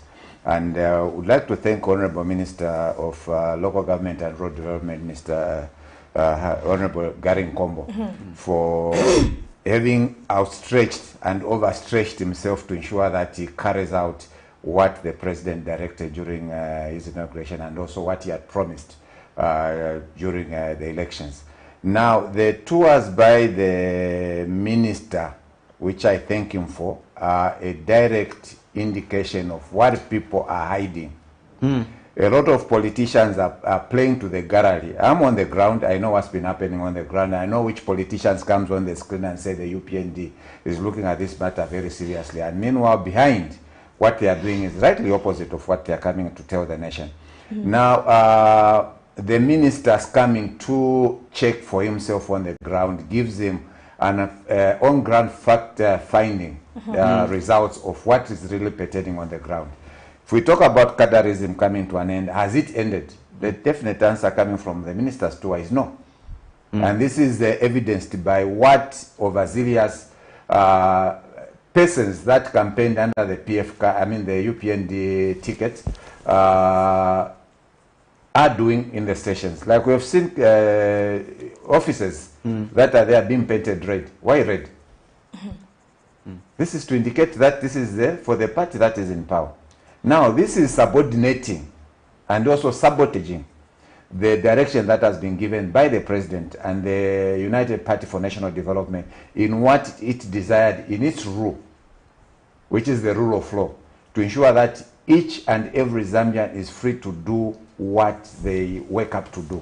And bus drivers are not isolated or excluded from them being free and emancipated to do what they're supposed to do, to work and earn a living. And not to work and give other people a living. So, as a preamble, I think this is the situation on the ground. And so, Ms. Ambeo, the other issue really, we've heard sentiment saying they have stopped maybe demanding for levies, but one issue which has brought a lot of confusion is the issue of chilimba in this bus station. So maybe are you of the view that given, so for example, like those bus drivers earlier, whom we showed, basically they were saying they contribute money, and so it's given to the bus station management at Kulima Tower, and this is for emergencies, maybe like a funeral. But they're saying in an event that someone has got a funeral, maybe they're just given 200 kwacha for transport, and yet they contribute every day. So these issues, despite them being their own arrangements, they've brought a lot of confusion and cadarism in one way or another in these institutions. So do you feel maybe these issues like Chilimba should be looked at since they're causing confusion? The Chilimba issue, in my own opinion, is the root of all evil in the stations. And if you remember, in the PF regime, I was clobbered because of the same Chilimba. What my opinion was is that a driver is not benefiting from what he is waiting for. And I had started moving towards them moving the Chilimba from the station into a bankable facility or a bankable income. Because through a bankable income, if they're going to do their Chilimba through the bank, which I was arranging for, it meant that they're going to empower themselves, one, by creating a facility where they would be able to get a loan from the bank. Two, they'll be able to monitor how much they are putting in their account. So in that, they're creating stability in the manner in which they are earning their income. And also they are creating a future for their children, and also be able to have income that they can fall on in terms of a number of issues that they would want to drive at. Now, a driver at a minimum average lives about 40 kwacha. That is for the local routes. You find for these other per day. No, per trip. Per trip. Okay. Now, somebody said the management, they give this money to the manager. No, that is far from the truth. The manager in any bus station does not involve himself in what is called Chilimba issue. What the manager is involved as employed to do is to collect council levies. That's what the manager does. And I would like to exonerate them from anyone who says the manager is involved in the distribution or management of the Chilimba issue. Now, a driver loads about average, let's take averagely for this discussion, 40 kwacha per trip. And with the business competition that's there now, they will load maybe about 4 trips. Now, 4 trips by per day is at 160 kwacha. Okay? Now, times 6 days in which he's going to work, say he's not going to work on a Sunday or does not work on a Saturday. You calculate that. Now, by 4 weeks, that is the money that this driver lives in a station. Now, you find on some routes, you find a driver who lives something like about 6,000. I mean, about 4,500. And what does he get at the end of the day? 800. That's at the when he's supposed to get his dues. So where does this other money go? So this is the bone of contention of drivers. And those drivers that were put in sales for is it 5 days? The reason is that they had said, according to the direction that has been given by the ministry or the government, anyone is free not to involve themselves in a chilimba or to do their own sort of chilimba. Now, because these drivers said they were not going to leave money, and it's unfortunate that we find that the police are even involving themselves in these issues. These were people that were taken off operations, put in cells at Kulima Tower. Next thing they were put, they were taken into Central Police. Central Police, they are taken into prison. Why? Because of his own money. No, come on, guys. Let's think we've got a better Zambian to look at. So this issue of the Chilimba issue, in my own opinion, the minister should just direct that he is banning the Chilimba issue from the station until such a time that issues in the stations are normalized. Now, when I say normalized, what do I mean? Drivers from time inception went through a governance election system, where through themselves they elected leaders who were of their choice, through either an association or by themselves. Now, the problem that we have now is we have associations that have been formed with leaders with political positions. You can't have an association whose leader is a political leader. I think for that one, I'm also calling on the minister to investigate the number of associations in the transport sector that have been formed and whose leadership holds political position within the United Party for National Development. Because itself, that is the root of anarchy. Because now anyone who does not belong to that association is now being considered to be not part of the governance system, or does not belong, or does not support the party. Now, in the bus station, we don't practice politics. Everyone can go in a bus station with their political affiliation. The law and the constitution allows for that. But you cannot practice politics, open politics within a bus station. Now, when we have associations that are formed by people with political affiliations, holding political position, it's unavoidable that we are going to have political activities within a bus station or a market. So these are the issues that are bringing all this anarchy within the bus stations. You have a branch, a route chairman is someone again in the political structures.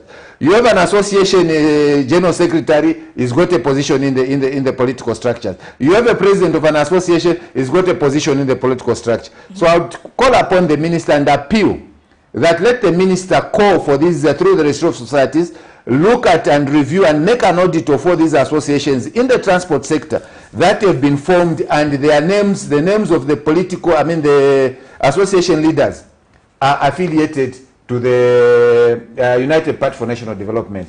Because the minister is trying to demonstrate transparency in the manner that the party is operating. But you cannot do it halfway. You have to do it the whole way. Look at it all the way so that you ensure that when you are talking to the public, you are not being supported by the same people that you are trying to protect. So I think that's my view.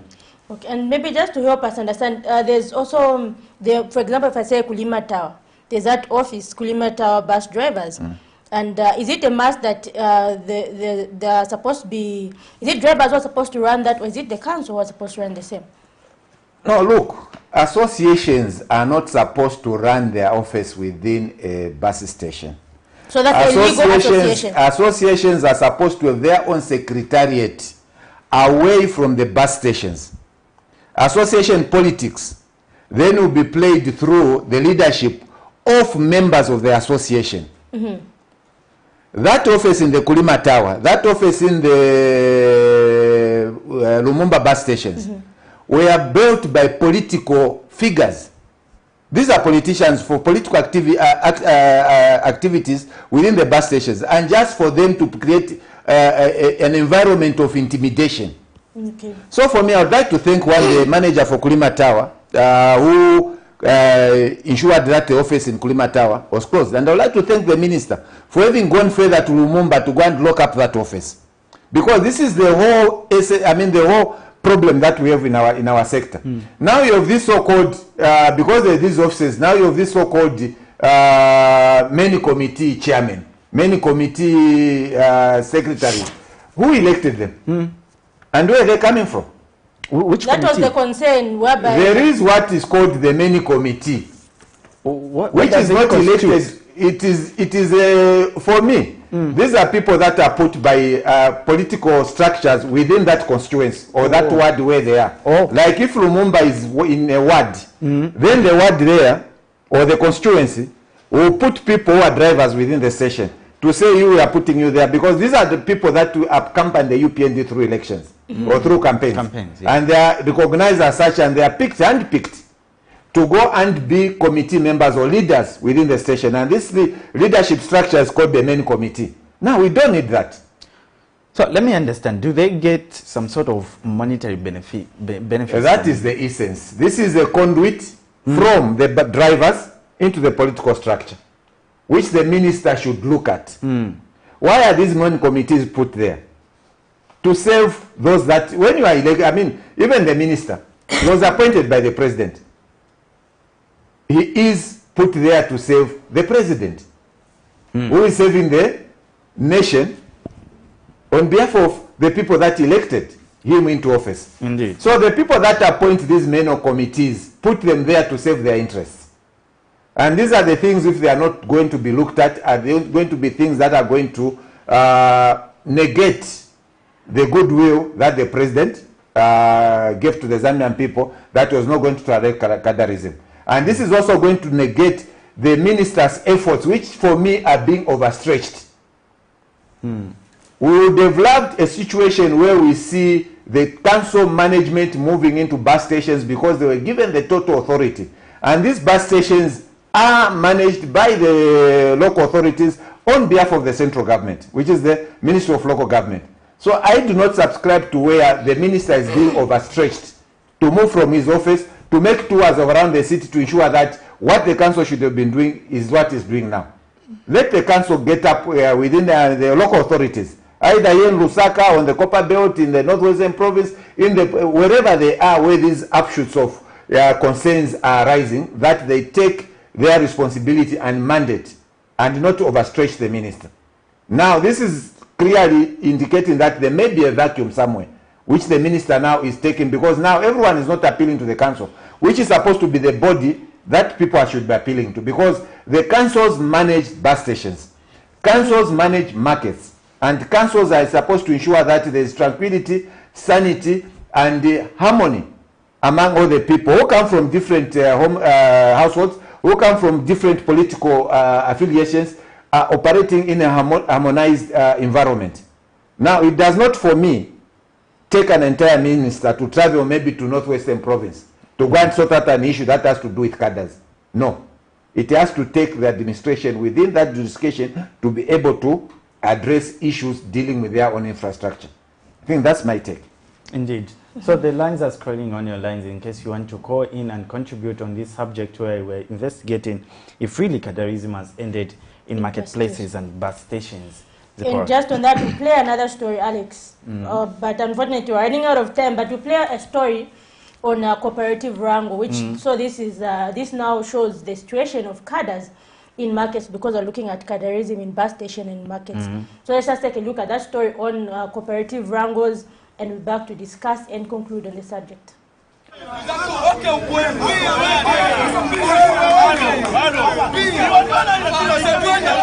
Cadarism in markets has remained a problem for a long time, as it seems to be finding its way back to these facilities despite various efforts to curb the vice. These are alleged United Party for National Development UPND cadres who have dragged themselves to the police after wrangles at Lusaka's Buseko market over who gets to be in the market cooperative. Sources have told Camnet News that there is a disagreement in the camp, as some want the market traders themselves to run the cooperative, while the other camp of alleged UPND cadres want to force their way into the cooperative. According to the sources, the cooperative, which goes by the name Buseko Timber and Grass Cooperative Society, has charges of approximately 1,000 kwacha for each truck of timber offloaded onto the cooperative land. They say it is due to this that the wrangle has emerged, as some allegedly want to make their way into the cooperative with the aim of pocketing funds. The Camnet news crew, which rushed to Matero police, were harassed by the cadres who had engaged in an exchange of blows, demanding for the footage to be deleted. Bafuno kamba Bafuno. Are you being violent to me? I go to the police. I'm a journalist. Please. I'm a journalist. You can't stop me from doing my job. You're asking them. Two Camnet TV journalists were then held against their own will by cadres at this room at the police station in full view of the police as the cadres continued demanding for the footage to be erased. UPND Lusaka District Security Chairman Mr. Vincent Perry, however, came to the rescue and has explained the situation at the market. We want our able minister to look into this issue seriously, because what is happening now is that the cooperative are regrouping. They are bringing people, youths from outside the market, harassing now marketeers. Chair lady of the cooperative in the company of other cooperative leaders have aired their concerns. Last week, banamenya secretary watu wake wachani wa cooperative. Bana mayuthi. So ndiye kuti ife ya kadarism stifuna. Mamene bakambira wa president siba ifuna. Na ife kadarism bamene wachita arasa stifuna. Iwe tifuna peace. Yamenefuna Zambia yonse. Nenangu baleta bajawanzao bafuna kusebenzera pamozi balete kadarizimu. So banzao manje ndiye bamene bakana iya kadarizimu ba president banalesa kudala tienti konke chabe lo mwamene bakambira tisebenze na wa cooperative tipempeko nchito. But aba PF ndiye manje bali pamozi na UPND cadres bafuna basebenzere pamozi bazikole kita mandalama mu malo ya bene balibe mapepa ndiye vichitika patu pamalo. It seems like cadalism is still there. It has not ended because they don't want to work on their own. What they want is to just having something for free, and then to make matters worse, they are being harassing us as the owner of the cooperative. Meanwhile, when contacted over the issue of cadres in markets, UPND spokesperson Mr. Cornelius Muto could not give a comment, stating that he was held up in a meeting and would go back, but did not do so by broadcast time. Unfortunately, I'm in trauma right now and I'm having a Zoom meeting. Maybe I'm done, I'll call you back. Camnet News has since reached out to the Lusaka City Council to get more information on the matter. Okay, let me ask the marketing manager, then I'll get back to you. He will give me the details. Zipporah Mshala, Camnet News, Lusaka. So there you have it. Cadarism in bus stations and markets is something that has remained a plague for a long time, and this has actually been raised as a concern by human rights activists because these cadres are alleged to actually be infringing on human rights of people who are found in bus stations and markets. And so, Mr. Mbeo, even as we conclude, just your thoughts on cadarism and maybe what is the way forward if we are to end this vice? Cadarism has become a source of livelihood to some people. And these are people we can identify. They've moved from the MMD into the UPND, into the PF. Now they are within the UPND. And in as much as maybe the growth of a party is dependent on members, I think parties should be wary of people that are coming within there. But besides that, the president has talked and emphasized on the rule of law. We have seen it before where there's been a rule of law and the president has come out to say, can you arrest the police if you don't want, arrest anyone that is practicing cadarism if you don't want to be fired. Now, this called for political will. This was demonstration of political will.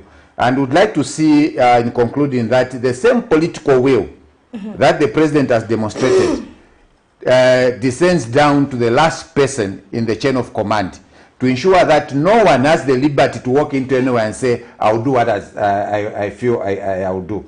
Because this is what is infringing on the rights of the Zambians. Definitely. Alex? Thank you so much for that. So that's Mr. Mbeo Sydney, who's actually Secretary General for Bus and Taxi Drivers Association of Zambia. We've been having a conversation on cadarism. If really it has ended in bus stations and also markets, we've also compiled some stories that we were able to show really what's obtaining on the ground. It's at that hour that we just say our goodbyes. And yeah, it feels bad that we now coming to conclude. Yes, that's been a very interesting interaction. And thank you for everyone who actually called in just to interact with us here in our studios. From me, Alex Shimba, and Zipporah, she gives our last remarks. Yes, and so definitely earlier we were reviewing the presidential press briefing, and we had some stakeholders looking at the press briefing from the youth perspective, and we moved on to look at cadarism in Zambia. So do join Patrick Soko and Sharon Kalimbula tomorrow as they take you into politics. But from Alex and I, it's until next week, Monday. Have a productive Tuesday morning.